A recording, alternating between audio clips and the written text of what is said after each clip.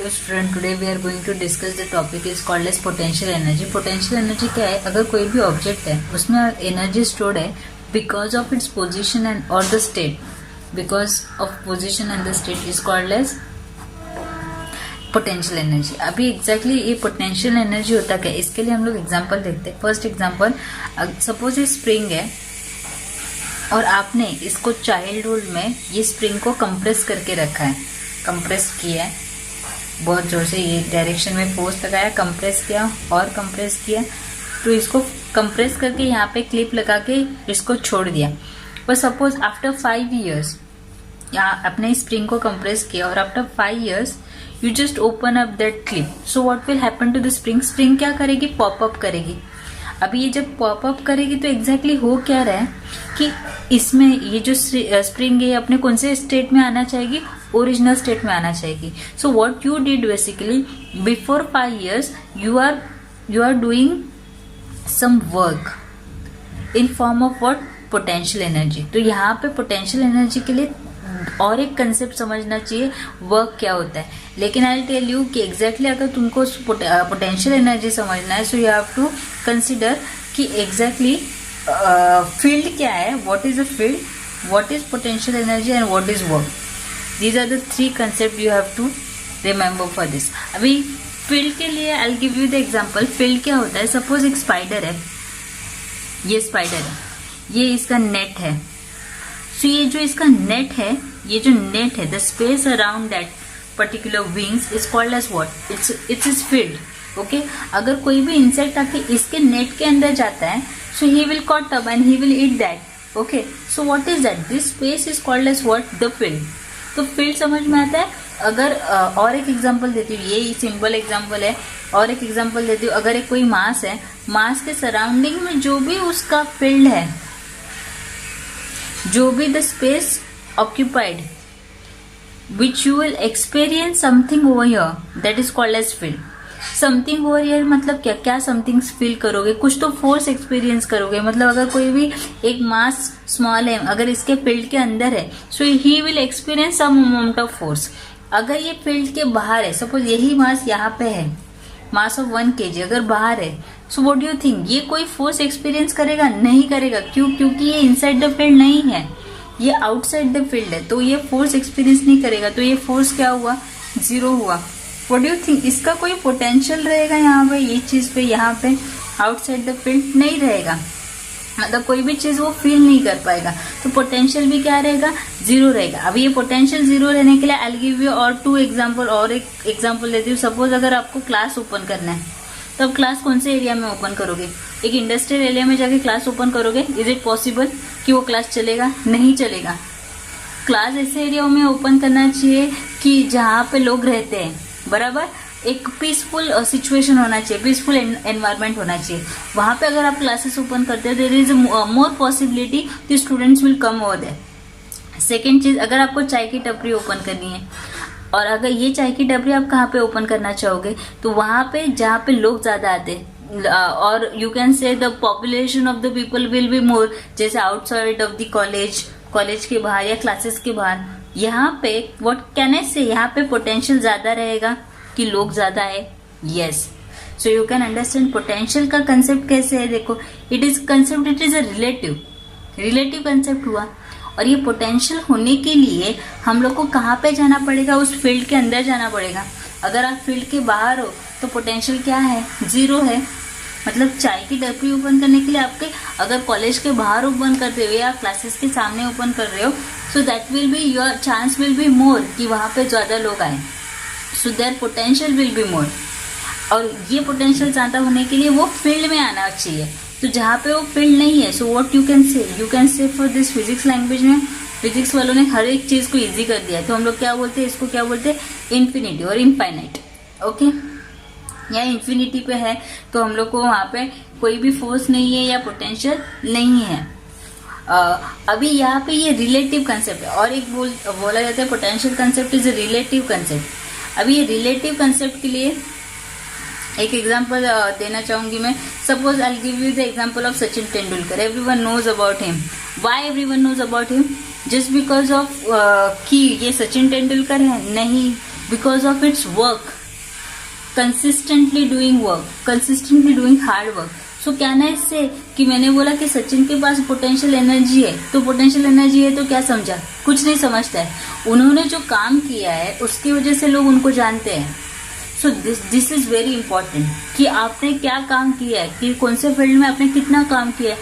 Just because of that people will get to know. So potential energy का directly concept आता है work done, कि work कैसे हो रहा है. सो पोटेंशियल एनर्जी का कंसेप्ट कैसा हुआ? रिलेटिव हुआ. और ये चीज कैसा एक बेंचमार्क है. मैंने बोला ये पेन को बहुत ज्यादा पोटेंशियल है, बहुत ज्यादा लिखता है, तो क्या अनलिमिटेड लिखता रहेगा? और ये बहुत फील भी किया लेकिन लिखता ही नहीं है, काम ही नहीं अच्छे से करता है. So is there is a use of that, बहुत ज्यादा इंक भर के लेकिन लिख नहीं रहे, तो क्या फायदा? सो दैट इज इम्पोर्टेंट कि वर्क डन कैसे हो रहा है. अभी वर्क डन के लिए I will give you the example. ये समझा, फील्ड का कंसेप्ट समझा. The space around the particular mass that is called as field. Field को एक्सपीरियंस करने के लिए जो भी या फोर्स को एक्सपीरियंस करने के लिए हमको उसके फील्ड के अंदर जाना पड़ेगा. और एक चीज, यही चीज उसके पोटेंशियल अगर इन्फिनिटी पे है, पोटेंशियल भी एक्सपीरियंस करने के लिए उसके फील्ड के अंदर जाना पड़ेगा. अगर बाहर है तो that will not give you any answer. Potential कौन सा कंसेप्ट है? रिलेटिव कंसेप्ट है. बहुत ज्यादा पोटेंशियल होने से कुछ मतलब नहीं है. आपको क्या करना चाहिए? वर्क डन करना चाहिए. अभी वर्क डन के लिए I give you 2 example. Suppose ये पेन है, इसको मैं अपवर्ड डायरेक्शन में मूव कर रही हूँ, बराबर. जैसे ही मैंने अपवर्ड डायरेक्शन में मूव किया, ऊपर की डायरेक्शन में, तो इसका फोर्स और डिस्प्लेसमेंट दोनों ही पॉजिटिव डायरेक्शन में मूव कर रहे, बराबर. दोनों पॉजिटिव डायरेक्शन में मूव कर रहे, तो वर्क डन क्या हुआ? What you can say, work done is positive. Okay. लेकिन जब मैं उसको ऊपर की तरफ खींच रही हूँ तो नीचे की तरफ कोई तो फोर्स अप्लाई कर रहा है. That force is nothing but what? Who is providing the force on downward direction? We know that, हम लोग को ये पता है, ग्रेविटी. अर्थ उसको अपनी तरफ खींच रहा है, लेकिन डिस्प्लेसमेंट उसका क्या हुआ? अपवर्ड डायरेक्शन में डिस्प्लेसमेंट हुआ. तो work done by the system, very important, by the system. जो अर्थ जो काम कर रही है वो वर्क डन कैसा हुआ? नेगेटिव.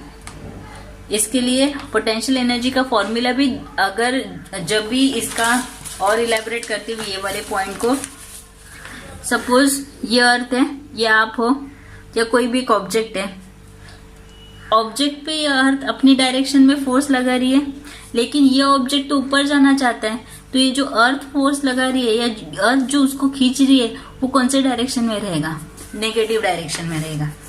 सो इसके लिए पोटेंशियल एनर्जी का फॉर्मूला भी एक नेगेटिव में आता है, नेगेटिव वैल्यू आती है. बिकॉज वी नो दैट कि ग्रेविटेशनल कांस्टेंट जी है, capital M mass of the earth, ये इसका small m mass of the object, और radius R is a radius of the earth, इसका सेंटर और सेंटर से distance radius, minus G M m upon R. That is what ये formula है. किसका formula है? पोटेंशियल एनर्जी का formula है. अभी देखते हैं कि तुम्हारे टेक्स्ट बुक में पोटेंशियल एनर्जी कैसे दी है. ग्रेविटेशनल पोटेंशियल एनर्जी क्या बोला है? Energy stored in an object because of its position और the state is called as potential energy. ये एनर्जी कौन सा कंसेप्ट है? रिलेटिव कंसेप्ट है. मैंने बताया ये रिलेटिव कंसेप्ट है. सिर्फ पोटेंशियल एनर्जी होने से कुछ मतलब नहीं है, काम करना चाहिए. So potential energy increases as we go to the greater heights from the surface of the earth.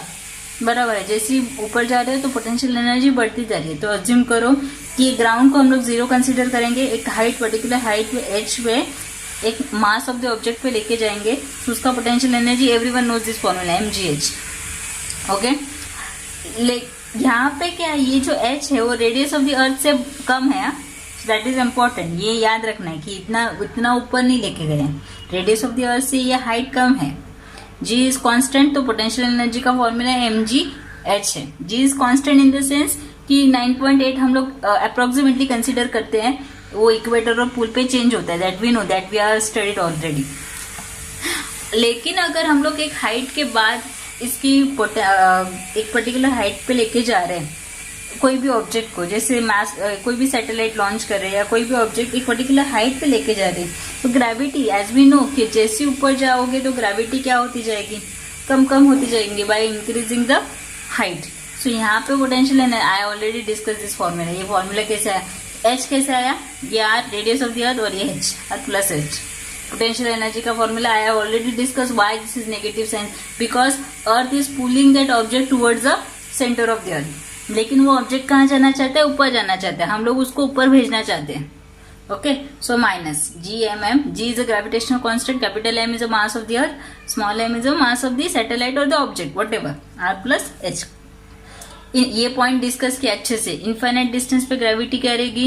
0। Gravitational force क्या रहेगा? 0। पोटेंशियल एनर्जी क्या रहेगी? 0। अगर कोई भी छोटा डिस्टेंस है और उसकी हाइट ज्यादा नहीं है तो पोटेंशियल एनर्जी क्या रहेगी? Less than 0। मतलब पोटेंशियल एनर्जी क्या रहेगी?